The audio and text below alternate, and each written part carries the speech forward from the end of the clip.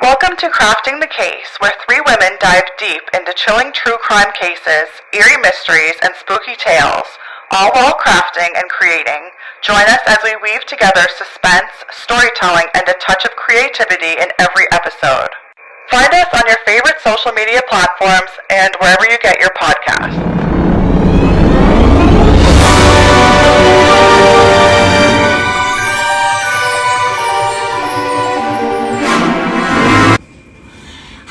Welcome! It's episode 22 of Crafting the Case. Woo! No. I'm Sandi. Ashley. Tara. And we have switched again. Oh yeah, where's our microphones? Oh, sugar, hold on. They're right here. Can you tell us if this makes a difference or not? Because the jury's still out. We can't tell. We literally can't tell. And you'll also notice as we're placing them out, like, does this left get loud? I don't need one. So I just put them in front of the two girls. We have our own. And I don't need one because I can project really loudly. Long time no see, everybody. How's everyone doing out there? Great. We inserted. It's like the kid show that's like, and now say your name. Well, we inserted time for an answer. Yes. It's been 2 weeks. So it was like last week I was away. Tara was away. Yeah. You were here. And the weekend before that was Thanksgiving. So we took that week off. And then it was October craft. That's all we got. That's not fair. It's not fair. We did this to ourselves. Sandy finished hers. Yes. The ghost wreath. And it looks really good. I took a picture. So we'll post that. Yeah. And I'm going to try to finish mine. Yeah, the only issue with the ghost wreath, it would have been so cute if I just chose a different thing to like put the ghost heads on. The wire one in the back isn't great. Oh. Yeah. I would think it would be helpful. I know. Yeah. So yeah, it's a big episode because it's the last episode before Halloween. Mm-hmm. I'm rocking my Practical Magic t-shirts. Well, it is the last episode for Halloween, but it's my turn to do a story next week. And I am going to do a Halloween story. Yeah, you should still. You have to, because I feel like Tara did one, like the Ouija board one, I'm doing one. A Nova Scotia story that I do on my TikTok every year. It's at Halloween? At Halloween. And so I want to do that on Crafting the Case. Okay, I have so many things to talk about, but my first question is to the Halloween Queen. What will you do on Halloween? I don't have the kids this year, so I'm going to give out treats. And I think I'm just going to take it like easy, just watch some scary movies. I don't really think I'm going to go too crazy or anything. Yeah, it's kind of boring, because I'm going away in like 2 weeks.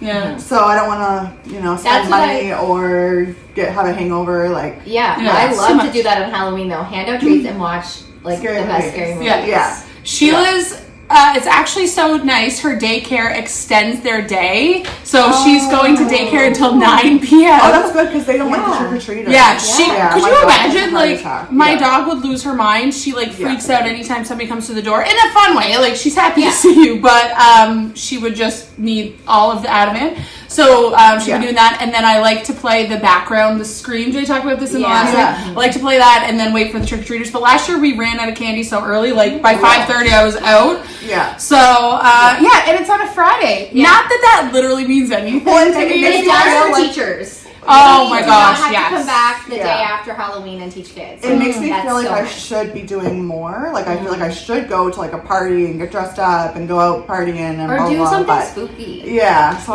commit a crime with your best friends. Yeah, okay. We could like come up with like a little, what's coming across my feed on every platform are these at-home detective things. Date night detective things. Yeah. Girls, should we do one of those for a show? Like, record us solving one? Yeah. Do you know what I mean? Could, yeah. You guys know how much I love a murder mystery. Would people want to listen to that? I don't know. Email us at craftingthecase@gmail.com. Let us know what you think. We do have an exciting announcement to make at the end of the show today. Let's save it. And it was funny because I was out at my friend's place for dinner on Friday. And my friend Renee's husband said, he's like, because we're talking about, getting some money for some good equipment. Not that we have bad equipment, but that's debatable. Anyway, he was like, you guys should start a Patreon, and the after show should only be available to those your Patreon subscribers. Yeah. Genius. But then I'm like, how will all 2 of our Patreon subscribers pay it? So maybe we'll entertain that idea. If you want more, you have to Patreon. Yeah. My sister said that's her favorite part of the show is the after show. I know. But then it's like we're making all of our friends pay to hear about what we did with them on the weekend. I think that's entrepreneurial. Okay? Yeah, I think that's true. I don't think we be like, everyone we know send us an e-transfer and we won't make you pay on Patreon. We'll continue the show for free. Although it's not free because I'm paying to put it on the internet. Yeah. Anyway, we're going to let you know how the idea of a Patreon works out for us. Yeah. Because we do have an exclusive idea here, and right? I think the thing we're going to tell you about at the end of the show, I think that's a better way for us to raise a little bit of funds to get some actual microphones and stuff. Yes, so, yes. We need money. We just need some good equipment. And we're finding the camera's fine. I think the video quality is fine. It's just we really need the close-up podcast microphone. Yes. And Bunky Life has reached out I want a bunkie in my backyard. Hopefully we'll get some money. We'll just put a bunkie back there. Yeah. Because what do people do for the sound not to echo? They have better mics. Better mics. Is it the mics? It's the real microphone, and they do a smaller space podcast room. Yeah. For something like this, we couldn't really help that. But I think the better microphone would probably be the solution. Yeah. Another thing, just before we get started, is my neighbor Richard might be joining us at any moment because he's just doing some electrical work. I'm noticing the lights are blinking in here. I hope that doesn't cause any seizures to our watchers at home. But any minute, Richard may blow in here. So just stick with us if he does. He's awesome. He's great. And Ash, why don't you explain the craft today? So, because it is the last weekend before Halloween, of course, we had to do some pumpkin carving. Woo. So I went to the dollar store and I got us some good scoops and some patterns if we choose. The reason I got the patterns is because I wanted the little knife. And then these little mice and spiders. Remember when you owned rats? Yeah. Oh my god, I babysat. Tara babysat them. Pet sat for her rats one time. Yeah. Every night I had nightmares that I was going to wake up to a bed full of rats. But then actually they grew on me a little bit. They were sweet rats. And then I also got these for inside, so I got 2 each, so we can put one in today to see, and then we can also have one for Halloween night. But it's a glow stick on a stand, and you just stand it inside the pumpkin. Oh, cool. Yeah. Listen, I'm telling you, the dollar store, I've gotten so many nice things at the dollar store recently. Yeah. Yes. Well, my friends, I'm about to start the story. I have tons of material. I know you guys are going to have to flip and stand up and howl on it. Really, yeah. Oh, yeah. I didn't even wear Just be mindful of the microphones, okay? Oh my god, yeah, okay. Okay. Okay, so I'm telling the story, and historically, nice and sweet. I trip up on my story a lot and whatever, but I picked a story I know super well. I reread the whole thing. I planned for way too much material so I could cut some out. Today, I want you to close your eyes and imagine this. It's the late 1960s in Northern California, and it was alive with change. Richard Ramirez. No. That is such a good one, though. I'm going to do that one because I have a personal connection to that one. If you don't do that one your on mom, your next... okay. Oh my gosh, did you know vigilantes took that guy down in the street? It's such a crazy story. They did a big citizen's arrest. He was a maniac, too. He was a lunatic. Okay, sorry. The Summer of Love had just about faded, and protests against the Vietnam War echoed through the Bay Area, and the counterculture was in full bloom. It was a time of hope, rebellion, and new beginnings. But beneath that energy, something dark was stirring. The Night Stalker. Who is Richard Ramirez? Oh, wait, no. The other one with the book that we all read. Charlie Manson? No. I read that one, Helter Skelter. Oh my god. No, the book with the lady who wrote it and then died and her husband finished it. Oh, Golden State Killer. No. Golden State Killer. Okay, but Tara, after I finish this sentence, okay, we will talk about the golden era of serial killers. Okay. But beneath the energy, something dark was stirring, a presence that would haunt the region for decades. Today I'm going to talk to you about the Zodiac Killer. That was my next one. That was actually going to be my next guess. It's just a classic story. Yeah. Classic. It's classic, Yeah. it's frightening, and still to this day remains unsolved. Yeah. Which adds an even more exciting element. But this time, like the 70s was, like late 60s, early 70s was such a golden age of serial killers, especially in California. Like all the ones you just mentioned, all happened in California. It was just so much scary. easier Terrifying to get away with murder at that time. I think it brings couldn't do it now. It would be very hard for a serial killer to go uncaught. Like, and some of them are like historically being caught now. Yeah. So that I talk about that later in it, like why hasn't this one been caught yet? But so I'll talk about that a little bit. But man, the Zodiac has it's had me in a chokehold for many years. Same. Yeah. I actually haven't thought about the Zodiac Killer in a long time, so I'm excited to read this story. Me too. But you know what? I also hear a lot of people like from other podcasts and such, or like documentaries, saying that that time in California, in particular, probably in a lot of other places too, people just like weren't aware and like left their doors open, unlocked, and you know, windows open at night, and there's just very like easy access. Like what Richard Ramirez would go around and just like open doors, try to like walk around house to house and open doors. Which is crazy because right now crime is the lowest it's ever been in recorded history. Yet, in like general? In the history of the world, it's the lowest it's ever been. Wow. But perception would not agree with you because we have access to so much. Like, if something, like, traditionally, back in this time, like, my parents probably didn't know about the Zodiac Killer, right? You just wouldn't hear about it. Whereas, like, a killing happens in, like, New Zealand, and we hear about it the same day here in Canada, right? It's just access to information. And also, I think people are locking their doors now. They're maybe a little bit more cautious because of, you know, the serial killers. Because there's a name for them now. Serial killers. Constantly. In December 1968, a young couple parked on a quiet stretch of Lake Herman Road. That's how you die. No long stretches, y'all. You do not go anywhere with two people on a long stretch. Okay? You can't see lines or houses. No. You can't, like, there's no people around. Don't go parking. This time of year, if you're going out after 7, are you crazy? It's dark out, y'all. No. And share your locations, okay? I actually went to track you guys today. We can't. Oh, yeah. I need to share mine. I don't know how to do that. Me? I can't track you. All right. I don't know how to say this word. Benicia. I don't know. I know this one so well, but I can't say that name. That's the only one. Their names were Betty Lou Jensen and David Faraday, but they never made it home. Their murder marked the beginning of what would become one of the most chilling, unsolved cases in American history, the story of a man who called himself the Zodiac. Over the next few years, he would claim responsibility for a string of murders and assaults, but what made the killer different wasn't just his crimes. It was his need to communicate and to taunt the police and press, to play the game of cat and mouse, and with the entire country watching. He sent letters filled with codes, symbols, and threats. He turned fear into language. To this day, the true identity of the Zodiac Killer remains a mystery. Some of his ciphers have been solved, and others still hold their secrets. Countless investigators, journalists, and amateur sleuths have spent their lives trying to unmask him, but none have succeeded. Tonight, I'm going to dive deep into the case, the murders, the letters, the investigation, and the suspects. We'll look at what we know, what we think we know, and what still keeps this case alive in our collective imagination. Then, I love this line actually. This is Crafting the Case, the Zodiac Killer. Ooh.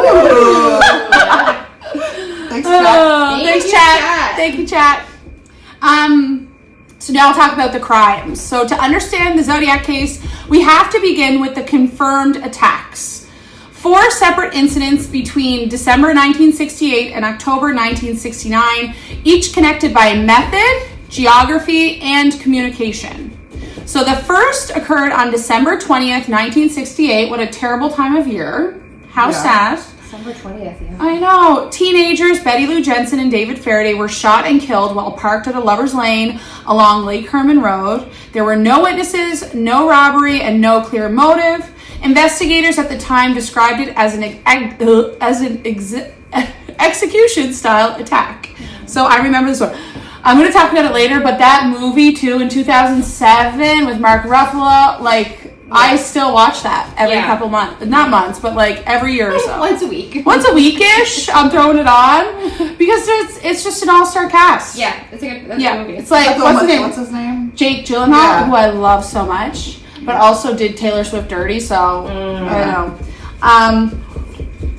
Just over 6 months later, on July 4th, 1969, another couple, Darlene Farron and Michael Mageau, were sitting in a parked car at Blue Rock Springs Park in Vallejo.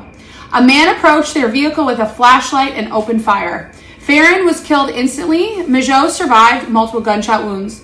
Within an hour, a call came into the Vallejo Police Department from a payphone. A calm male voice stating, "I want to report a double murder. If you go 1 mile east on Columbus Parkway, you will find kids in a brown car. They were shot with a 9mm Luger. I also killed those kids last year." The call was traced, but the man was gone. So, like, nowadays, when they say the call was traced, I'm sure 1969 styles. It was from the United States. They were like, yes, this call came from within the country. Specifically, but we don't know. Yeah, but now they would be like testing out the phone for like spin and like all the CCTV footage. And sidebar, nobody's using payphones.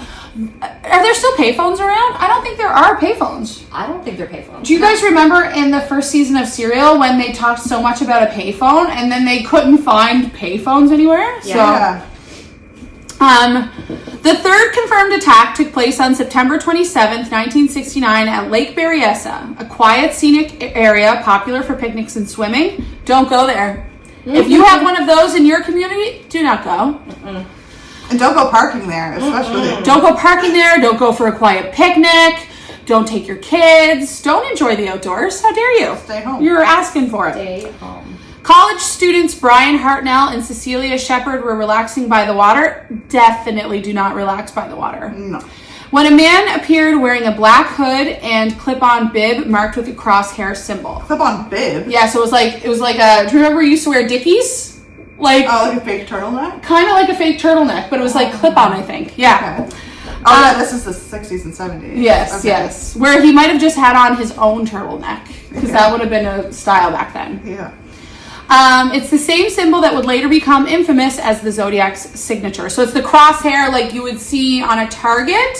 So it's like the cross with the circle, and like they said, that later became his kind of signature. I know. Do you want something to protect your pants as well? Oh. Ashley's not getting very messy over here. It'll be fine. It's controlled chaos. Yeah. Tara, I'm really excited to see what you come up with.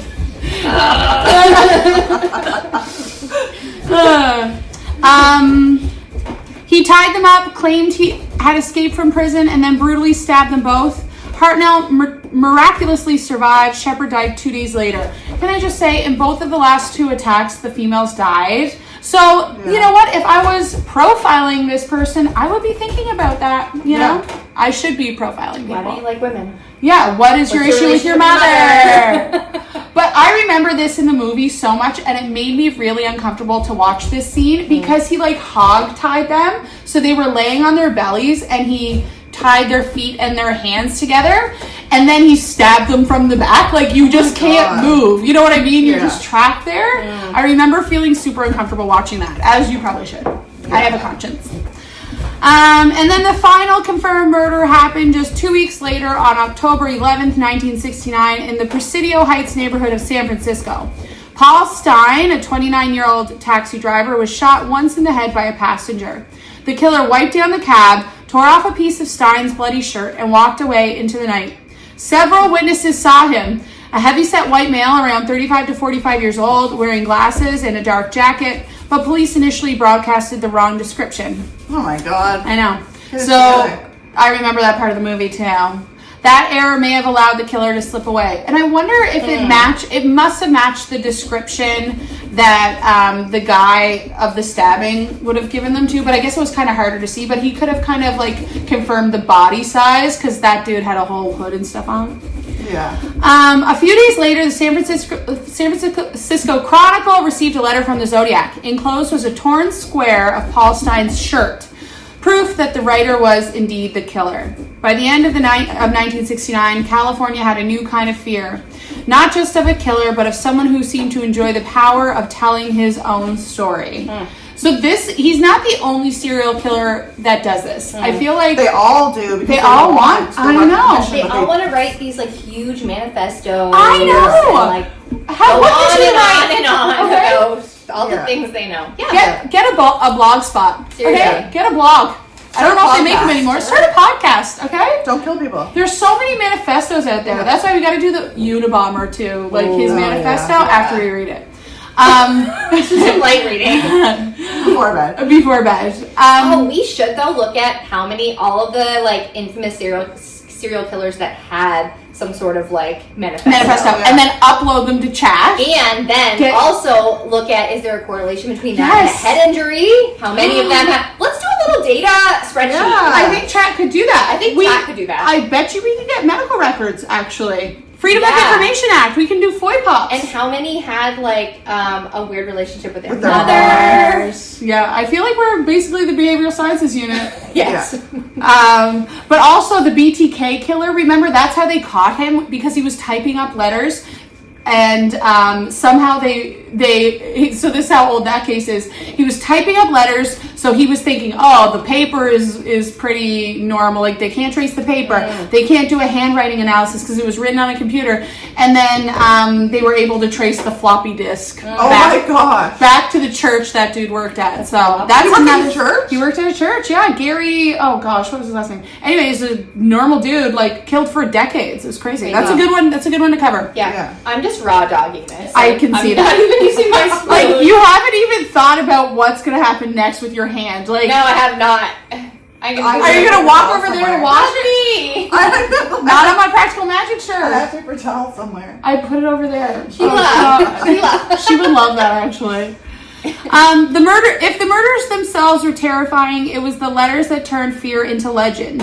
Beginning in the summer of 1969, Bay Area newsrooms received a series of cryptic, rambling notes from someone who called himself the Zodiac. Each envelope was handwritten, postmarked locally, and often contained symbols, threats, or puzzles that invited the world to play along. This is funny. I decided this. Maybe it was because I've been getting those at-home detective on your Facebook. On my Facebook, and I was like, I want to solve something. You know. The first batch arrived on July 31st, 1969. Three nearly identical letters were mailed, one each to the Vallejo Times-Herald, the San Francisco Examiner, and the San Francisco Chronicle. Each claimed responsibility for both shootings, and each included 1/3 of a 408 symbol cipher that, when solved, promised to reveal the killer's identity. The papers printed them almost immediately under pressure from the police and the public alike. Readers pored over the strange symbols, circles, triangles, backward letters, while I love this part. A local school teacher and his wife, Donald and Betty Harden, spent their weekend decoding them at their kitchen table. So that's who ended up. Yes. That's what I want. I know. For my future. I just want to sit at my table with my husband and decode solve murders. Decode things, like have some tea. Just do some weekend decoding. Just decode. You deserve that, actually. You deserve that. I think they're the heroes of this whole story, actually. What they uncovered wasn't a name, but this is going to shock Tara for sure. A manifesto. Okay, we need to come up with some merch around the word manifesto. Okay. A chilling statement about murder as the most thrilling experience. The Zodiac seemed delighted by the attention. From then on, he wrote directly to journalists, particularly those at the Chronicle, turning reporters into reluctant correspondents. Except if you watch the David Fincher movie, because Jake Gyllenhaal was not a reluctant correspondent. He was big into this, and the character he played, Robert Graysmith, actually took on the investigation hardcore, and he's written multiple books about the whole investigation. Interesting. He thinks the person that I'll talk about soon is the true Zodiac. On August 7th, 1969, a new letter opened with the phrase that would define the case: "Dear editor, this is the Zodiac speaking." He described his crimes in unnecessary detail, mocked investigators, and promised more killings if the papers refused to publish his words. The letters came fast, taunting, misspelled, and laced with odd mix of arrogance and showmanship. Then, in October 1969, After the murder of taxi driver Paul Stein, the Chronicle received another note. I talked about this earlier. It had a bloody square of his shirt. So it just proved the authenticity of the letters.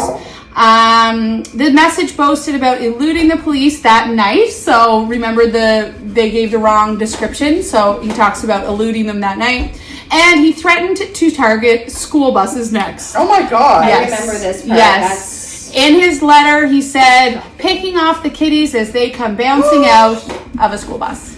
That if anything could set the police and like the public, like, you know, go crazy, like that would be it. Threatening children coming off a school bus. That single sentence was enough to paralyze a whole city. Yeah. So I'm not sure how they did it, like if they canceled school or what the heck happened, but it was a bit crazy. Over the next few years, at least 22 letters would arrive, some confirmed and others have been disputed. Among them were 4 distinct cryptograms. These are all like letter names. We don't need to know them. 2 of them have been solved. So 22 letters, 4 distinct cryptograms. Of the 4, only 2 of them have been solved. So there's still 2 left unsolved? I feel like chat could kind of... My mom's really good at puzzles. Your mom's good at puzzles, but also chat GPT is. Why have people not been using AI to solve these things? Okay, I'm going to do that tonight. Yeah, you should.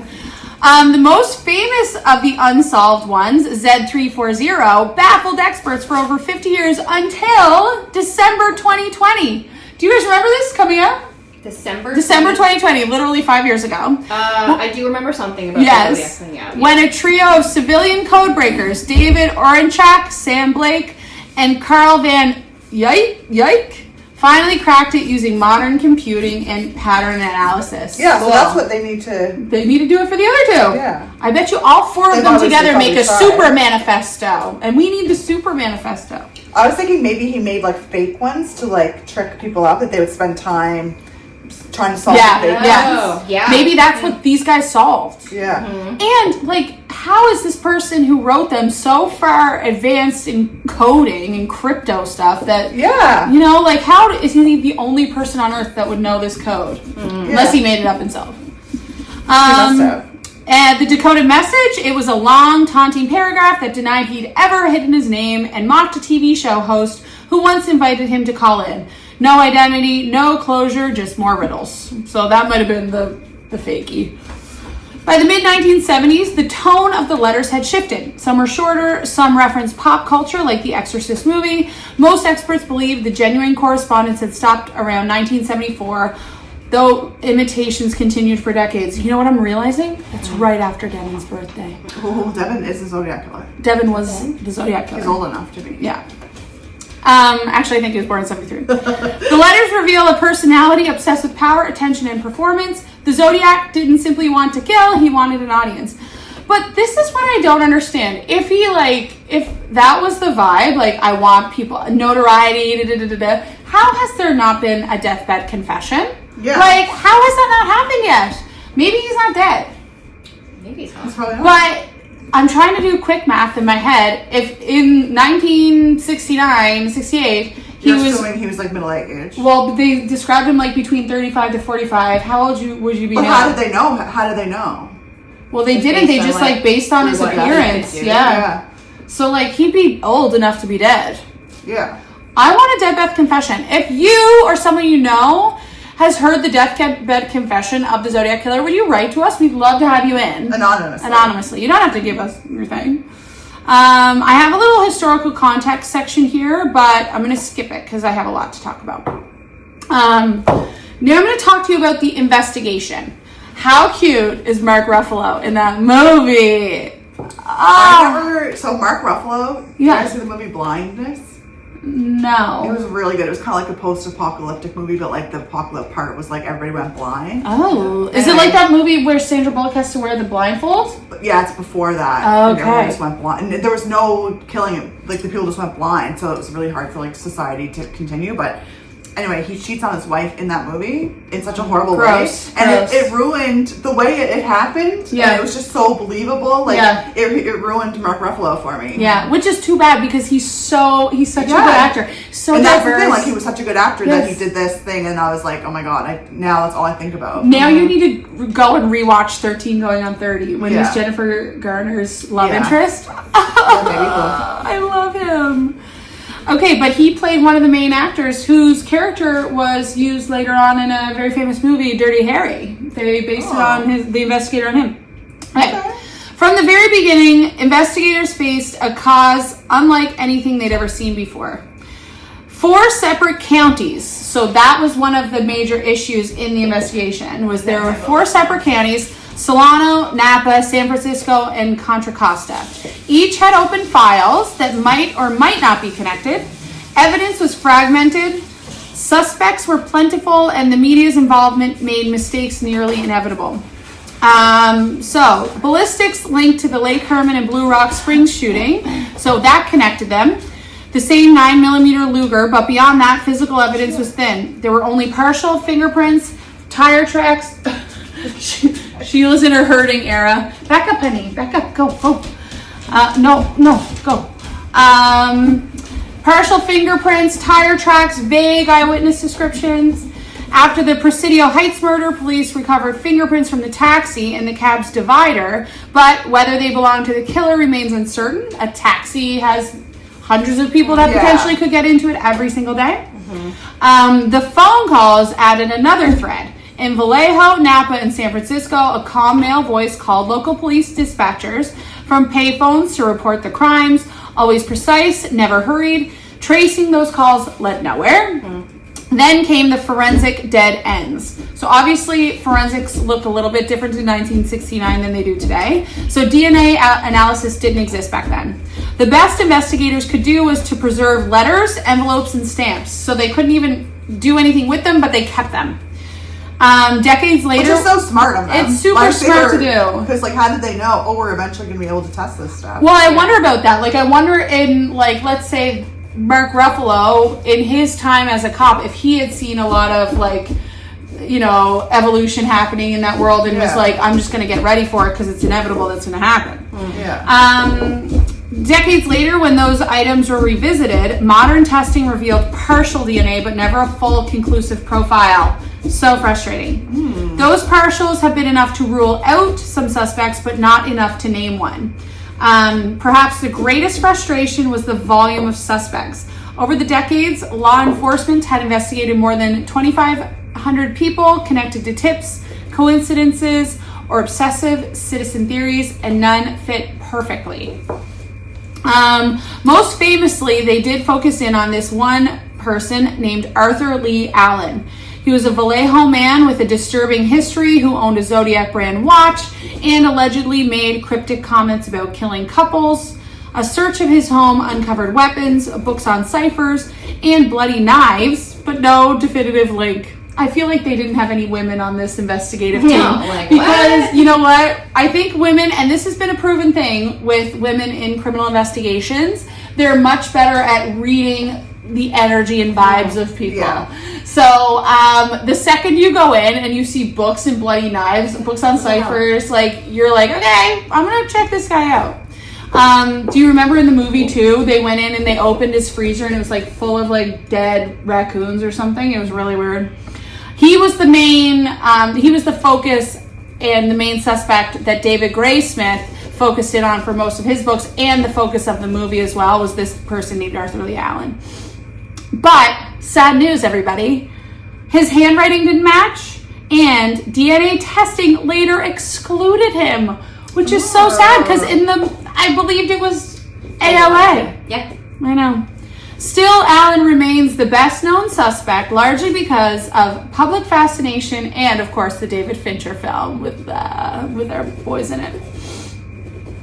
In 2021, a private investigative group calling themselves the Case Breakers, future podcast guests, Case Breakers, come on, named a new suspect, Gary Francis Post, a deceased Air Force veteran. And I also believe that Arthur Lee Allen was in the Navy at one point in his life as well, and then became a school teacher, and then was greasy around kids. So I think he's like had some weird stuff going on. But it's interesting because this person was in the Air Force that they're talking about now. They cited photographs and scars resembling the Zodiac sketch and claimed partial forensic matches. Yet the FBI and local authorities have never confirmed this claim. So people still remain skeptical.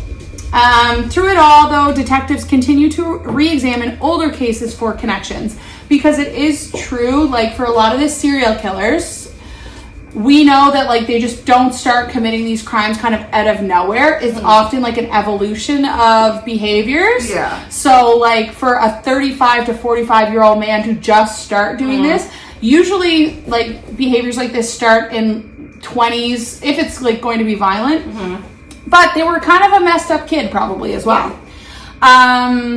One of the most debated older case that has been looked at is the 1966 murder of Sherry Jo Bates in Riverside, California, 3 years before the first confirmed Zodiac attack. A typed confession letter and handwriting similarities fueled speculation, but Riverside police have repeatedly stated that they believe the case is unrelated. So technically right now the Zodiac file is still open. The FBI and local departments occasionally review new DNA techniques, hoping that genealogy, like the method that called the Golden State Killer and Paul Holes, who was involved in that, love you, Paul, might one day yield a match. But so far, the results are the same, which is no answers. So some of the best theories on who did it. Of course, we just talked about a few suspects, but there are other theories of what potentially could have happened. So for decades, investigators, journalists, and amateur sleuths have tried to answer the question, who is the Zodiac Killer? So I'm going to walk through some of the main theories, the ones that the investigators have actually taken kind of more seriously. So theory one, which I think is the most well-known theory and one that I kind of agree with, but the lone offender.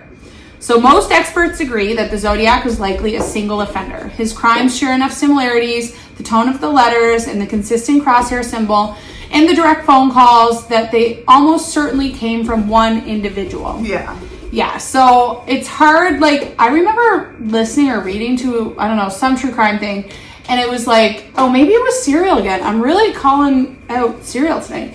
But it talked about like the idea if there was more than one person involved.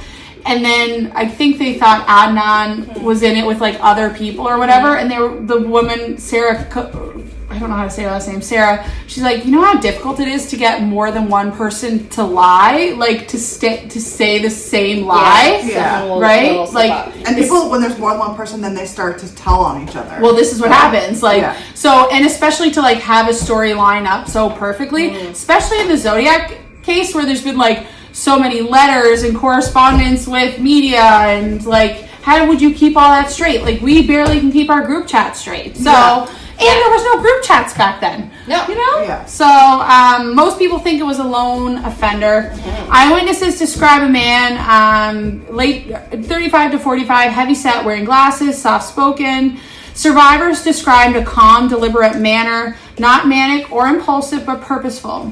I do remember they talked about the spelling errors and phrasing.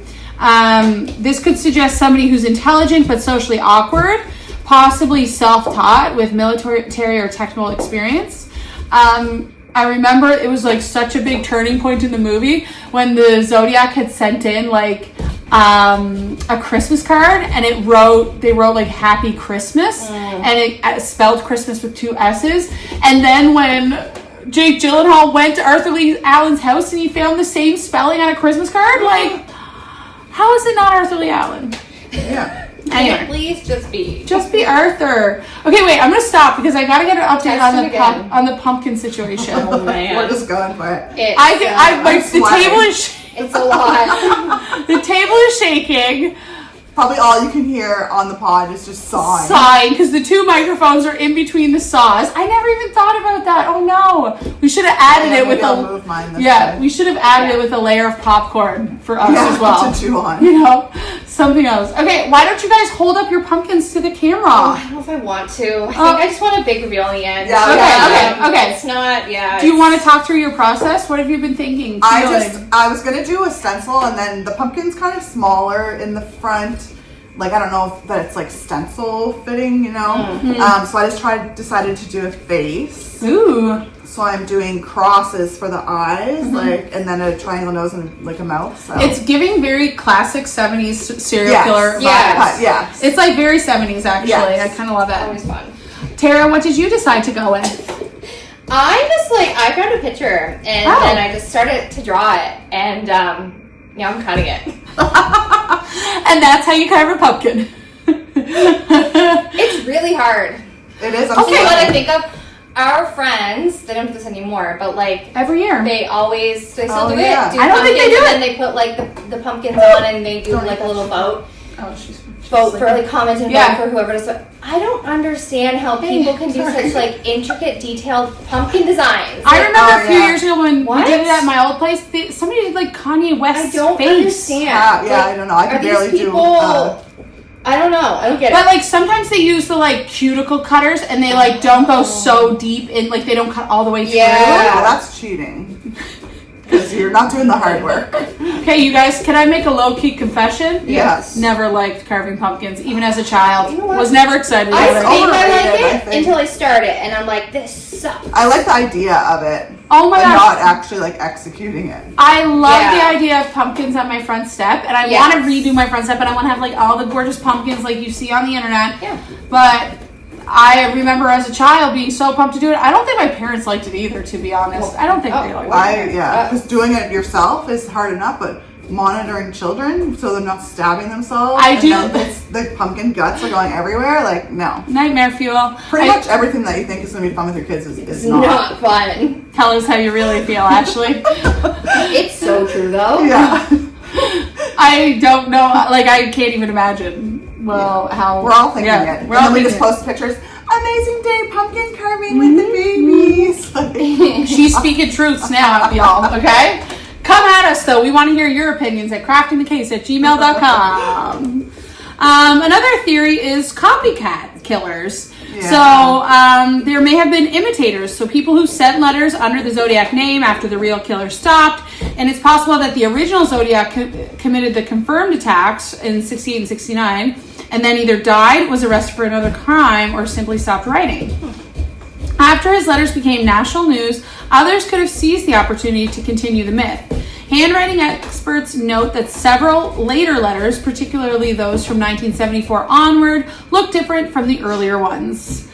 Different structure, different rhythm, and if that's true, it would explain why the tone changes and from more detailed murder confessions to shorter, stranger pop culture references. But it's also interesting because, and I'll be so sad, you know, when I die and I get to see who did all of the unknown crimes, like who killed John Benet Ramsey. I cannot wait to find out. That is something that just like haunts me. The Zodiac Killer, like who is it? But you know what? How do you think we're finding out? Do you think Jesus is up there with a list? Yes, I think when you die, you can ask all the questions. You can ask all the questions. I think it's kind of like a VCR. You can press rewind and go forward, go backwards. Like you can see things in real time. Yeah. Like, oh my god, because your ghost is just hovering over the moment. Okay. You become more omniscient. You know what? I think like that sounds fun. That does like a church or something, and then it was like if like do these things so you can get in heaven. When you die, you'll get to go see all the murders. So the murders, I'd be like, sign me up. Like, how has the Jean Benet Ramsey case not been solved yet? The same as this case. How are these? They're dead now, aren't they? Well, the mom's dead. Mom's dead. Jean Benet Ramsey's mother is dead? Yeah, she had cancer. I think she had like breast cancer. God. I think the brother could have done it. Anyway, that's another case that we could look at too. Yeah. It's so intense. We should actually take a road trip to Colorado. I mean, regardless of who did it, it was the parents' fault because you don't leave your kids in a bed in a different country. Like. No, wrong one. Wrong one. I'm like, wait, you don't leave your kids in bed? That one. You're talking about the little girl who got in Perugia. Jean Benet's like the little pageant queen. who died on I do know who on you're Boxing talking Day. about. No, yeah, You're talking about suspicious. Perugia. Oh my gosh. No, what's it? Yes, Madeline Madeline McCain. McCann. Yeah. McCann. Yeah. Yeah. But yes, I agree. Tara, yours is looking Crazy? No, it's good. I did one of those before, and it was her. It's good. I can't believe it. Wait, are you medicated or unmedicated? I don't know. Because like this could be some of your best work. No. You are talented. Yeah. Oh my god. Okay, theory number 3: a multiple perpetrator hypothesis. Which I don't think this is possible. Like, if we all 3 of us committed a crime, I'm selling you 2 out first. I'm going to the cops. Like, I need immunity if you want to know what happened. Yeah. Okay? Okay, remind me to never commit a crime with you. Never commit a crime with me. Well, my boyfriend and I were in bed, and we were talking. He's like, I thought you were going to say my boyfriend and I were committing a crime. No, we were in bed, and I think it was just last night or the night before, and he was like, if I was a serial killer, like, you would tell on me? And I was like, absolutely. Yes, of like, course you would. Like, of course I would tell on you. Think of the book deals you would get no, too, not. actually. Just like, I don't want to, like, you might kill me next. Yeah, like, you probably would. You might be the first one. Yeah. Some independent researchers argue that more than one person may have been involved, perhaps an accomplice or a partner who handled the letters while the other carried out the attacks. Supporters of this theory point to differences in weapons, locations, and writing tones. Critics counter that such variation can be explained by experimentation in time. Serial offenders often change methods and they evolved. There's no evidence that this is an actual one. And then, of course, theory 4 are the known suspects that we talked about. If you've ever gone down the Zodiac rabbit hole, you know some of these names: Arthur Lee Allen, Ross Sullivan, Lawrence Kane, Richard Gaikowski, Gary Francis Post. And Arthur Lee Allen, the Vallejo man, remains the best known. They've served warrants on his home and seized weapons, but nothing has ever led to any DNA confirmation, etc., etc. And then, of course, the last theory is theory number 5, the long game. Some people believe that the Zodiac simply stopped. Maybe the attention became too dangerous, he got sick or moved or was incarcerated for another crime. In this view, the case remains cold, not because it's unsolvable, but because the only person who could solve it took his secret to the grave. Oh, that's what I was going to say before when I started talking about John Bonet. Was like, imagine if he did all this and then just one day was like walking down the street and got hit by a bus and died. Like, and he had this like major plan that he was going to reveal. Yeah. You know what I mean? Wouldn't that be so annoying? Well, he's a manifesto. He does have a manifesto, and it hasn't been solved yet until tonight when me and ChatGPT just afterwards I upload all the medical history of all the offenders. Although today I was asking Chat to do a lot, and it was like ask me. I'm like, yep, just do it. And then at the end, it was like, I can't do all that. I was like, okay. Even Chat had a limit. We did, yeah. So I want to talk about where it lives in pop culture because it is such a well-known case, super identifiable. I might go as this character, actually. I might go as him for Halloween this week. The Zodiac. To school. Stop. That or Ed Gein. I can't decide. Oh my gosh. Or as Conrad from The Summer I Turned Pretty. Me and my friend Steph are going to be Conrad and Jeremiah from The Summer I Turned Pretty at our elementary school we work at. Oh my gosh. The Zodiac Killer may have vanished, could still be alive, but his shadow never left. I just couldn't see someone a serial killer going to jail and just letting it go. You know what I mean? Like, because they would, especially if there was like copycats and stuff going on. They would think that someone else did. They're so like doing what they had yes. If somebody else came out and was like, it was me, I went to jail, I bet you the jealousy would just like reveal the actual killer. Yeah. It's so crazy that hasn't happened. Okay, so the most famous depiction came in 2007 when director David Fincher released Zodiac. Starred all the top dogs: Jake Gyllenhaal, Robert Downey Jr., and Mark Ruffalo. Followed the true story of the journalists and detectives obsessed with solving the case. Fincher's approach was methodical and hauntingly realistic. No jump scares, no clear answers. But I do remember there were parts of that movie that like it was quiet, like when he's in the movie theater. Do you remember that part? Yeah, and it's just, like it was very chilling. Yes, it was just the way David Fincher does his movies is just so crazy, so cool. So crazy. But before that, instead the film portrayed obsession itself as the villain. So that talks about the character that Jake Gyllenhaal played, Robert Graysmith. He was the cartoonist at the Chronicle. he became truly obsessed with it as he was like kind of semi-involved with it. But like it really took over his life. He lost his wife and like, you know, all this kind of stuff. But long before that, the Zodiac inspired Dirty Harry, the movie, in 1971, with Clint Eastwood's Scorpio, a character loosely based on the killer's taunts toward the police. In that version, Hollywood gave the story of what real life never did, which was closure. The killer was stopped, justice was done, but of course, in reality, it was far murkier. Can you get through, Tara? She go. I'm going to continue. Since then, the Zodiac has appeared in everything from documentaries to true crime podcasts, graphic novels, and conspiracy boards. Even pop songs and horror stories have borrowed his imagery, the crosshair, the ciphers, and the idea of a nameless killer leaving clues. Oh, there you are. Did it cut yourself? Oh my god. Interrupt, but I was just so terrified. I was like, she cut herself. Like, and it's bad because last time she showed us, but I was like, she was making her appearance. I just thought, oh my god, Tara's diarrhea. I would tell you guys. Yeah, we would be like, pause. So, in the era of the internet, when the internet arrived, the Zodiac case found new life. I think this is like a lot of unsolved crimes from back then. Like, the internet has just opened, like, even Michelle, the woman who wrote about the Golden State Killer, like, her collaborating with other authors and researchers, like, that's all because of the internet, right? Yeah. Thousands of armchair detectives began analyzing scans of the letters, comparing handwriting, and rerunning cipher algorithms. Like that one that's like the don't F with cat. Yes. Oh, they were all sleuths. Okay, there's twice this week I've talked about that documentary, Don't F with Cats. Yeah. Reddit threads and YouTube essays debated every comma, every symbol, every misspelled word. Some discoveries were clever, others bordered on obsession. The mystery became collaborative, a crowdsourced puzzle spanning decades.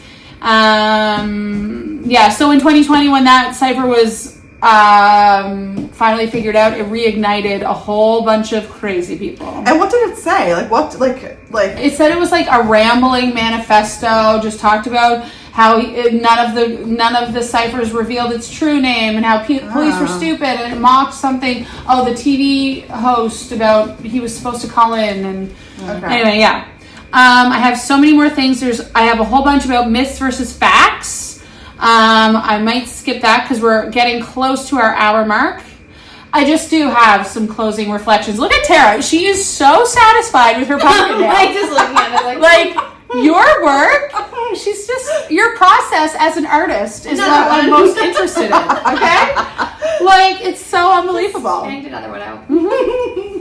So 55 years after the first letter arrived, the Zodiac still haunts the edges of American and Canadian folklore. Not Canadian, but we're Canadian. He represents a question we keep trying to answer. How could someone so ordinary be so terrifying? The truth is, we may never know. He might have been gone for decades. The DNA may never catch him. Or maybe the real story isn't about who he was, but about who we became in the search for him. Excuse me? Self-reflection. The Zodiac's legacy is part crime, part puzzle, and part mirror. It reflects our need to find order in chaos, to name the nameless, to close an open case. But in doing so, it also shows us something about ourselves, our need to understand darkness in order to feel safe in the light. So it's funny because I was listening to, maybe it was an old My Favorite Murder episode, or it could have been a new one, but it talked about, the girls were talking about why women love true crime, super specifically. Like, if you were to poll, it's mostly women that love true crime.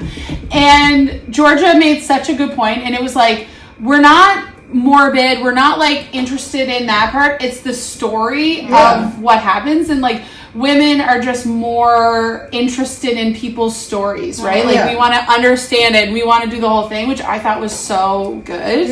Like, it's also so we can know how to protect ourselves. You know what I mean?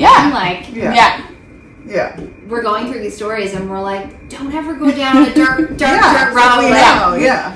But also don't get too anxious. Okay, it's okay. You're safe. Don't let this cause you fear. Maybe the power of this case isn't that it remains unsolved. Maybe it's that it continues to make us ask better questions about justice, fear, and the stories that we tell each other. And that, my friends, that has been Crafting the Case, the Zodiac Killer. Good and job. I've been your storyteller, Sandi. I feel like that's the best I've been able to read. Yeah, she did amazing. Because it's one that probably that you're like really passionate about. I really know a lot about that story. Yeah. So that was super helpful. Okay, Yeah. I feel so relieved now. I thought I was really illiterate. good. Okay. That was good. Somehow I've been masking and I've made it this far, but I can't read. Like however many college degrees. Yeah, I'm on my 4th one, but it does happen sometimes. Yeah. Okay. No, that was great. It was like not nice to hear that, but it was just like it does give a good. I think it's such a fascinating story. Unlike, I'm ready to light my pumpkin. Oh my gosh, you guys. The X's on your pumpkin's eyes, Ashley? Yeah, the X's they're are so... Like oh, that's cool. Yeah, so this... Show it to the camera. So this sticks in the bottom of the pumpkin, has little spikes, and then it has a holder for the glow stick. That's awesome. So it's going to hold it. And so it comes in a pack of 2, so I was like, I'll have one for tonight. Yeah. And then I'll have one for We'll Halloween. do a little photo shoot. night. Like, yay. this is so satisfying. Ooh. Yeah. It's like cracking something good. Yeah. Good stuff. Let's start the after show while these girls are putting their finishing touches on it. Maybe in the future, the after show might be a Patreon thing that you, our subscribers, get to listen to. Oh, shoot. It works so good. What are you shooting about? The top is a little bit high. Oh. No, I think you're okay, man. Push it down deep into the crest. It's not going to work. Do you guys want... There you go. Yeah, that's better. It works awesome. So good. It looks so good. It's crazy. These little... I'm going to hold them up. Pumpkin glow sticks. Get those at the dollar store, you guys. You don't need to worry about candles in your pumpkins. I think I'm just going to do scissors and cut the top off. Okay, Sheila's right behind you. She was sealing you in. Just your chaos. Sheila has this weird obsession with Ashley. This is Sheila.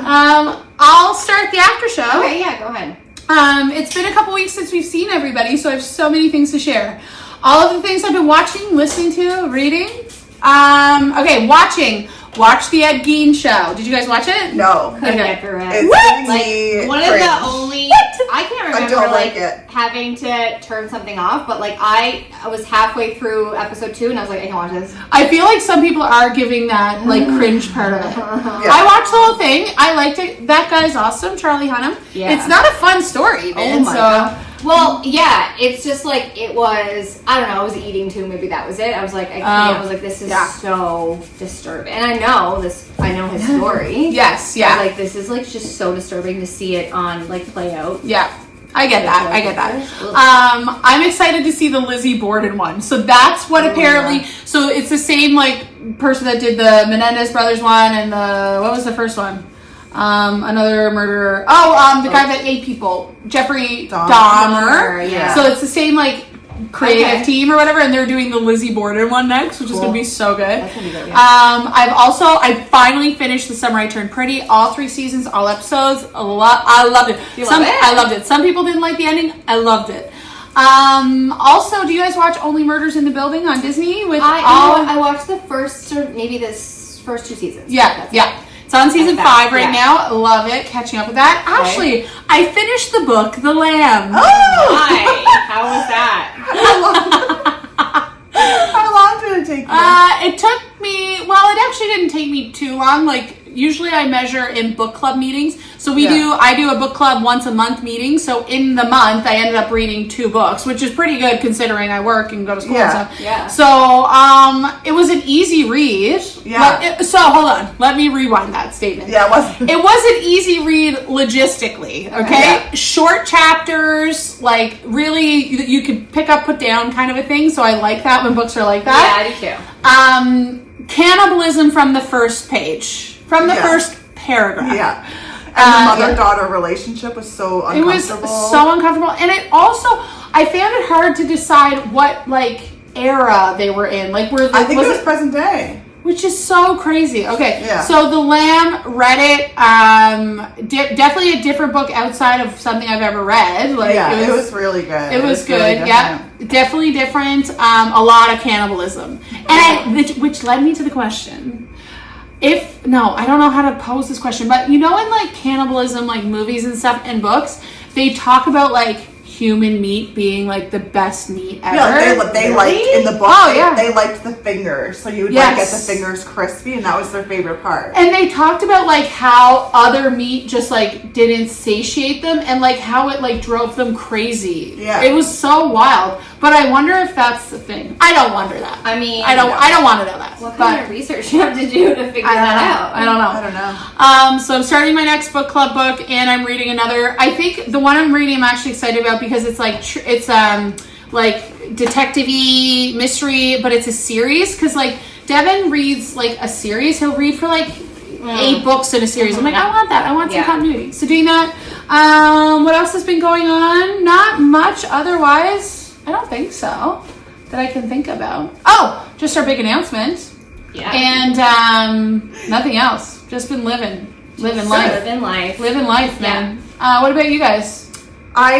So we finished the whole Scream marathon. All 6 Oh, that's what I forgot to tell you. Did you guys know I have a projector in my bedroom? What? No. Yeah, so I'll show you guys. In my bedroom, because we don't have a TV in there, but we bought a projector and I have a screen that goes over our closet. So, like, last night at like 8 o'clock, I got into bed, it's dark in there, and I just put Scream 2 on. And I did it for Scream 1 a couple days before. Yeah, it's so cozy. We didn't sit down and watch all of them. We watched them I'm over, doing that tonight. Yeah, we watched it over like a week. I'm doing Scream 3 after you guys leave tonight. Yeah, cool. Okay. Scream 3 is the worst Scream, but it's still, you have to watch it. Yeah, oh my god, of course. So we did all 6 of those, and I read some books. I have a book list going. Oh, Ash! Because I get so confused. I know, me too. You were reading that many books? Man, Kindle's changed your life. Yeah, so I finished the NoFX book. Oh, how was it? That was fine. Out of 10. I would say like before, maybe. It was good to like hear the stories of like how they became like a rock band, a punk band, whatever and stuff, but it was so long. Like it could have been like a couple of chapters. It was just people do that with long. their stories though, you know? Like I'm like, get to the point. Yeah, so it was just very, very long and like a lot of like repetitive nature. And then I read Run on Red. That was like a quick thriller. It was fine. Okay. Out of 10? Like a 6 or 7. Okay. Better than the NoFX one? Yeah. And then, so then the one I read after that was called The Only Good Indians. Oh. It was so good. I'm scared to recommend a book to you now. Yeah. I read it though. I read The Lamb and I was like, on a scale of 1 to cannibal. Yes. So is it about cannibals? No, The Only Good Indians. Yeah, is that about cannibals? No cannibals. It's like a ghost story, but more like a native kind of ghost, like not like a a ghost, like it's like there's like an elk head mother, and like it's like a ghost of like a mother elk kind of thing. Anyway, so it's really cool. Like they live on like the reserves, and then they are reservations, and then some of them kind of move out of the thing, so you kind of see both sides of their life, and then it has a spooky spot. Like it had parts that were actually scary. Okay. I liked that. I would say that was like an 8 out of 10. Oh, sweet. Yeah. And then I read Welcome to Nightmare Island, which was like a 5. It was almost like a Goosebumps book, but for adults and longer. Like there wasn't very much like meat and potatoes with it. You know what I mean? Like it was fine. It was a good read. We might have to pause because Tara just got acrylic paint on her jeans after I said, "Do you want me to protect your jeans?" Okay, hold on. We're gonna do a quick pause. Tara has a thing to go to tonight. Hold on 1 second. Yeah, like why? Why did you do that? All right, I think it's crisis averted. We should be okay. This is honestly like the messiest craft we could have chosen for me. And I'm going to a thing after this, and so I just had like a nice sweater on or whatever, and Sandy was like, "You shouldn't wear that." I can't. So yeah, and it had to be white. White paint. Okay, Ash, thanks for sharing all your books. It's so impressive that you're reading. Were you so done? much. Because I kind of interrupted you. I think I was done. Yeah, Welcome to Nightmare Island. So now I get to pick a new book, which is like the most exciting. And my Kindle is just like overflowing with books. Oh, good. So I'm not sure. I'll probably another horror one, but yeah, The Only Good Indians. I think you would like that. Okay, I'm gonna try it. Yay! One we're doing for our book club is we all look the same in the dark. We picked a spooky one for Halloween. Yeah. Okay. Let me know how it is. We're doing a reading retreat next month, so I booked an Airbnb for reading. If you guys want to come, where are you going? Hubbard's. Oh, nice. Yeah, 2 days. We're doing reading activities, but also people made me promise that we wouldn't just read in our pajamas, which is all I want to do. I mean, that's what a reading retreat should be. I agree. So they're making me come up with activities and stuff. So, hey, it's gonna be fun. Anything else you'd like to share, Ash? Nope. Okay, just your books. And I guess you shared your Halloween plans earlier. Yeah. Okay, Terry, what about you? Yeah, I can't even remember like the last time we were here, like what I've already shared. Your race. Oh yeah, I did 2 races since I think since we were last here. I did the Fiddler's Run, which is great. If you're gonna do like a run, I highly suggest do that one. It's so flat. I did the half marathon there like probably 10 years ago. Yeah, it was awesome. It was that's where I would, if I was gonna do a half marathon, that's where I would do it. We did 10. Nice.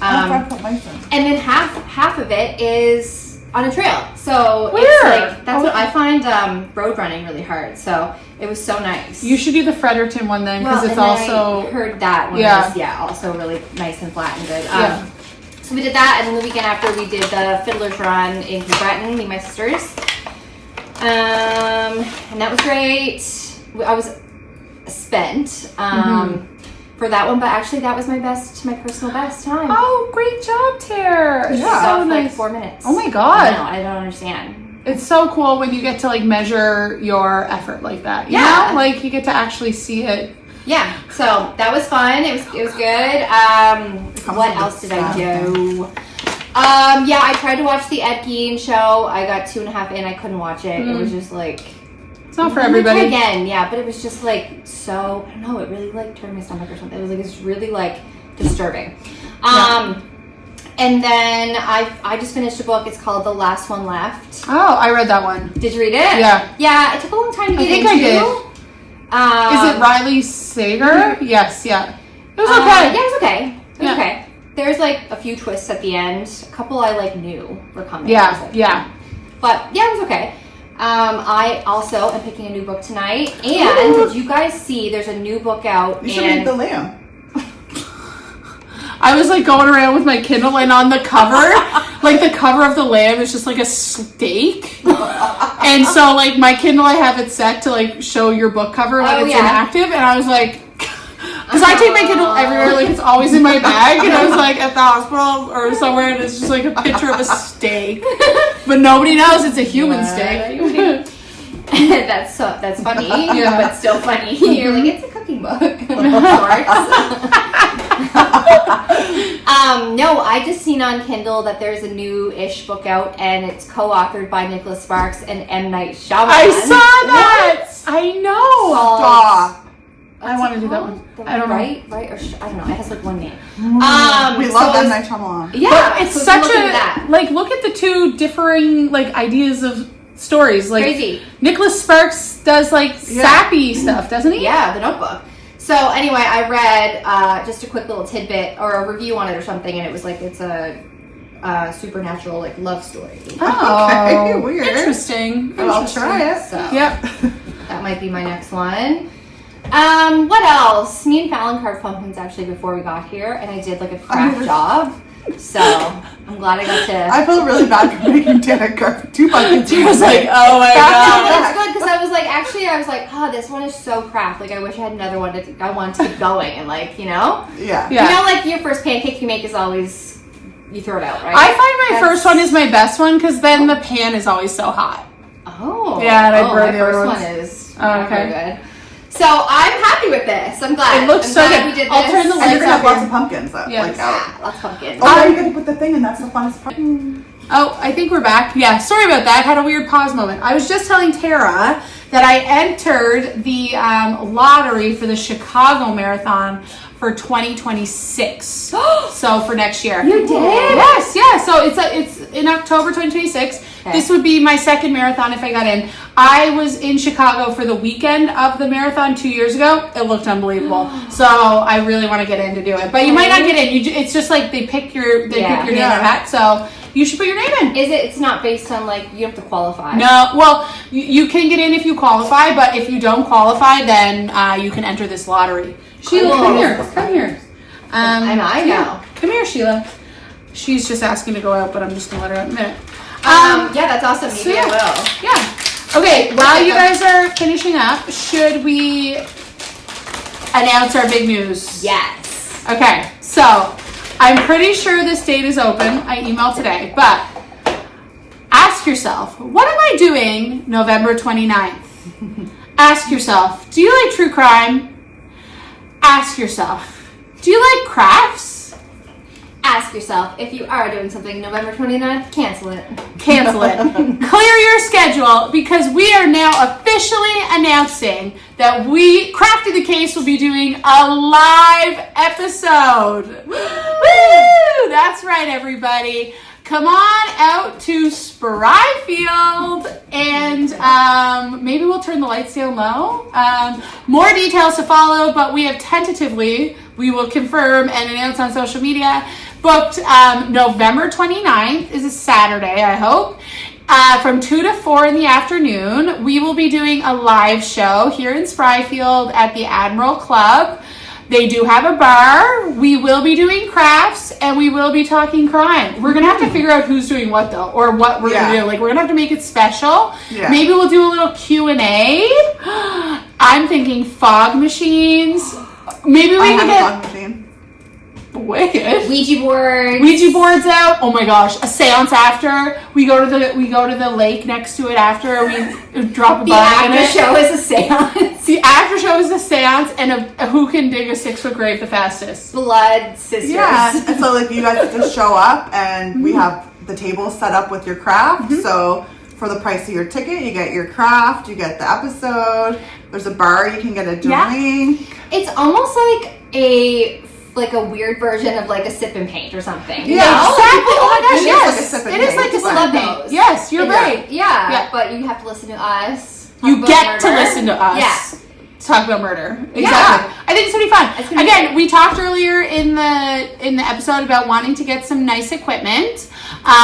So we want to do a little bit for that, and and if it goes well, maybe we could make it like a semi-regular thing. Yeah. Have all our friends come out, but make sure you tune into our social media to get all of the information. Don't know how we'll do tickets and stuff, but we're gonna figure that out because we're resourceful women. Yeah, we will figure it out. Yeah. Otherwise, I think that's gonna be it. I'm gonna turn off the lights. Yeah, it's not dark out quite yet because we're doing it early tonight. It'll be darker. Girls, would you please? Oh, stop! They look so good. Oh, Tara, I'm so happy that you did Scream because we were talking about Scream. And Ash, all of your creepy things. This is actually reminding me of your babies, the rat. And your taxidermy. Oh, yes. That's right. And your spider. It's very on your keys. Yeah. It's very all the things you love. I actually like this lighting for us too. It's like not too direct. We look so much better. I know. We do look better in the dark. We look so much better in the dark. Okay, everybody. Well, that's it for us. We'll be back next week, and make sure you keep an eye out for our live show announcements. Until next time, make sure you do crafts, not crime. Have a great day, everybody. Bye.